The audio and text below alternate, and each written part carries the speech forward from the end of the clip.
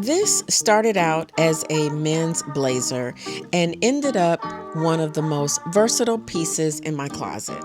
Let me show you exactly how I turned it into a statement vest and how I styled it three completely different ways. Hey friends, welcome back to my channel. If you're new here, my name is Jen. This is Jen Restyle Fashion. I focus on upcycling, restyling, and building a wardrobe that feels intentional, elevated, and personal without consistently buying new clothes. Today, I'm taking a classic men's blazer and completely transforming it into a tailored vest with tie detailing that adds movement, structure, and a little edge. So that was the blazer before any changes. It's a men's jacket in a dark charcoal gray. It's great fabric, great structure, but not quite working as is. Whenever I start an upcycle, I always try on the piece first. That helps me decide what needs to go and what needs to stay, and where I want the final silhouette to land. First step is to remove the sleeves. They have to go.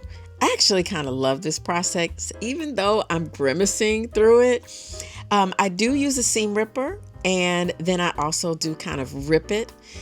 Whew, yeah, that takes a lot. I also use my scissors to go in and remove the lining, otherwise it's gonna rip.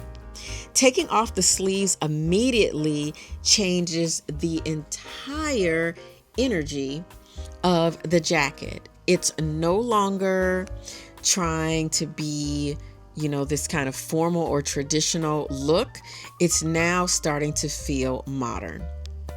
I'll zoom in close here so you can see how I begin to remove the shoulder pads. They just weren't working for me.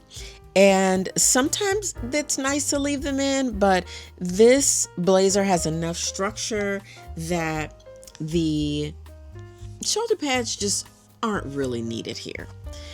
Once the sleeves are off, I'm going back in with the scissors to clean up any excess threads, and then I'm using my clips to fold the lining in and fold the fabric over. I'm pinning the armholes closed so you can see how that shape comes together. At this stage, I'm not gonna sew anything yet. I'm just kind of testing out the proportions. I encourage you to take your time here, especially if after you cut the lining, if there was any ripping or anything's out of place, just take your time while you're pinning the armhole close. Here's a quick try on without the sleeves. This step is important because it shows me where I need to taper the jacket and how much structure I may want throughout the waist. It already feels lighter, but still needs a little more refining. So now comes the design moment with the ties. I'm layering them one by one, placing them across the shoulder. Still haven't figured out what I'm going to do with them in the back, maybe sewing them down in the design. I'm not really sure.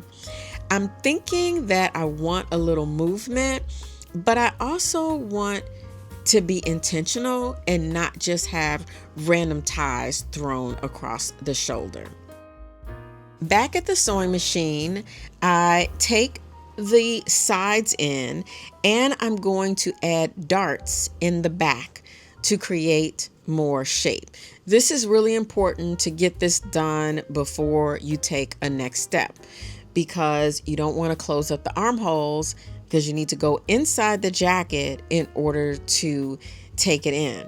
I like to take it in right up underneath the underarm so that there's less showing of any new seams on the outside. This is going to really get this vest to come to life. This is tailoring, and this is what separates something that looks like a DIY from something that looks designed. So as you can see, I'm reaching down inside. I'm making sure that the placement of the darts is correct. And one of the things that works really well with this is that this is a very even plaid. So the lines of the plaid match up on the back and the front and across the back. So I know where to make and mark my darts so that they will all come out and be even. This is a really good thing about working with plaids, especially a high quality jacket. You'll be able to match that up without any problem. So once I went in and added my darts and took in the sides, I tried everything on and I was happy with the fit. So my next step is to go in and stitch the ties down along the front and then figure out what I want to do in the back. Everything is going to be sewn down and anchored so it moves with the body but still holds its structure. Initially, I was going to let all the ties kind of hang free, and I still may do that in a future upcycle, but for this one, I really felt like I wanted the ties to lay down until we get to the bottom of the jacket and then allow them to be free flowing. So here's a quick look at how that looks. I decided to braid it down the back and then hand stitch that in the back. And here is the finished vest. It's structured, it's detailed, it's completely transformed from where we started.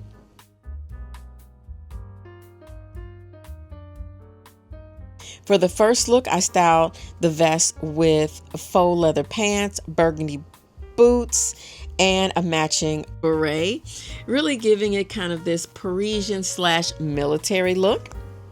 And then I wanted to style this with my black Zara barrel pants, which I adore, and a crisp white shirt.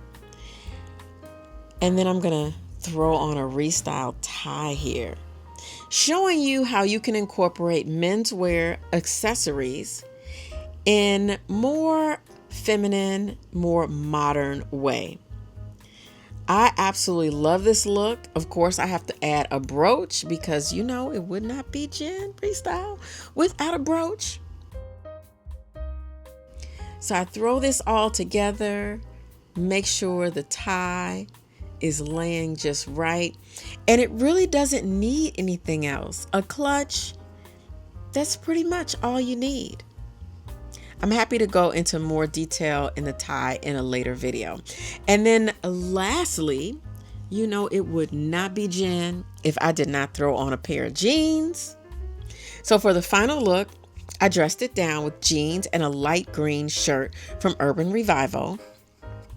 I added a page boy hat and I used the double belt method because I just wanted to try that styling technique out. Again, I encourage you to play around with your clothes and just see how things look. I kind of like the belt, but it just kind of depends on my mood. I popped the collar up because, you know, maybe like the collar popping out the top I think is nice. Since I do have a darker red tie in the mix, I thought the burgundy handbag or burgundy clutch might be cute. And then I decided, you know what, let's take off the belt, let's put on a brooch and let the brooch do the work. It works dressed up, dressed down, structured, relaxed. It's all about how you style it. If this video inspired you to look at your closet differently, give it a thumbs up and subscribe if you haven't already. Let me know in the comments which look was your favorite and if you would try something like this with a blazer you already own. You know, one of those that's sitting in your closet that you haven't worn in a long time. All right, you guys, see you in the next one. Bye.